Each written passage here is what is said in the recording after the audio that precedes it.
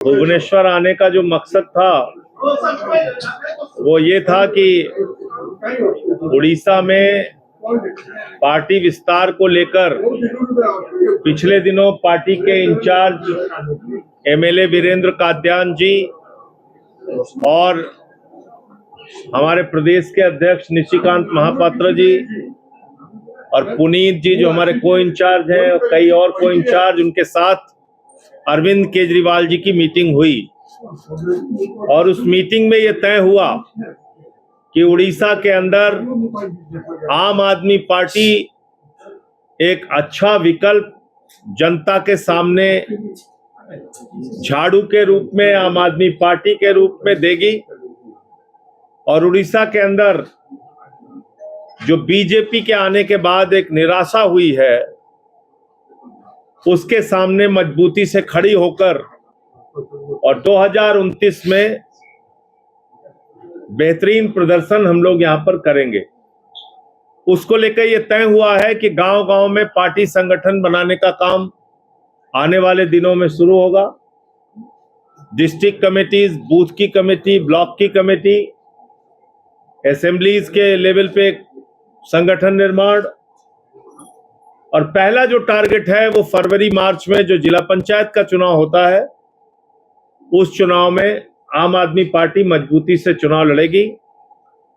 उसके पहले पार्टी का एक मजबूत संगठन, बेहतरीन संगठन बनाकर अरविंद केजरीवाल जी को बुलाकर यहां पर एक बड़ी रैली और सभा का आयोजन किया जाएगा। उसी संदर्भ में आज की ये प्रदेश कार्यकारिणी की मीटिंग थी जिसमें अलग अलग जिलों से कार्यकर्ता आए थे, हमारे प्रदेश के कार्यकारिणी के लोग आए थे और आगे कैसे काम करना है उसको लेके चर्चा हुई। डबल इंजन की जब सरकार बनी उड़ीसा में तो मोदी जी ने बहुत सारे वादे किए थे यहाँ के लोगों से और जो हमारे मुख्यमंत्री जी हैं, पता नहीं इनको याद है कि नहीं याद है, इनकी पार्टी ने वादा किया था 300 यूनिट बिजली फ्री देने का उड़ीसा के लोगों।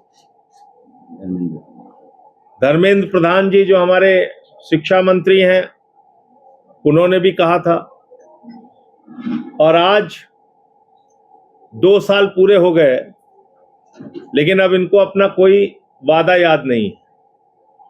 दूसरा क्या हो रहा है, स्कूल बनाना प्राथमिकता नहीं है, अस्पताल बनाना प्राथमिकता नहीं है, यहां पे प्राथमिकता हो गई है मॉब लिंचिंग करना, टारगेट कर करके लोगों के साथ मारपीट करना, मारना, हत्या कर देना, जिसके लिए उड़ीसा कभी भी नहीं जाना गया।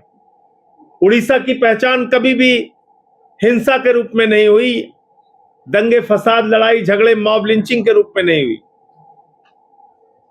आज उड़ीसा को बदनाम करने का काम बीजेपी का शासन कर रहा है।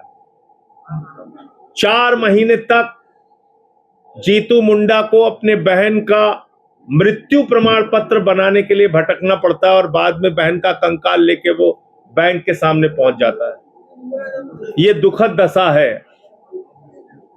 बिजली के नाम पे स्मार्ट मीटर आ गया है जो एक लूट मीटर है, अनाप शनाप उसमें बिजली का बिल आता है।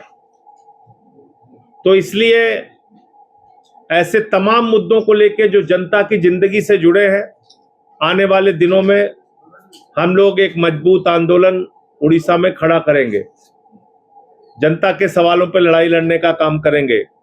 उड़ीसा के पास इतना खनिज पदार्थ है, इतना मिनरल है, कोयला हो, आयरन ओर हो, इतने प्लांट हैं यहाँ पे,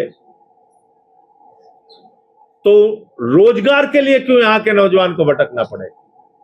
जब यहाँ संसाधन है, प्राकृतिक संपदा है, तो नौकरियां यहाँ के नौजवानों को यही मिल सकती है, किसी दूसरे के सामने जाने की और हाथ फैलाने की जरूरत ही नहीं है।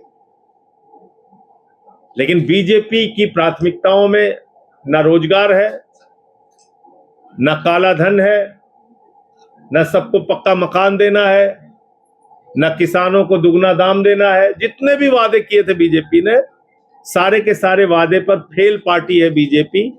और ये डबल इंजन एक कबाड़ा इंजन में तब्दील हो चुका है, जिसको बदलने का काम हम लोग आम आदमी पार्टी वाले करेंगे।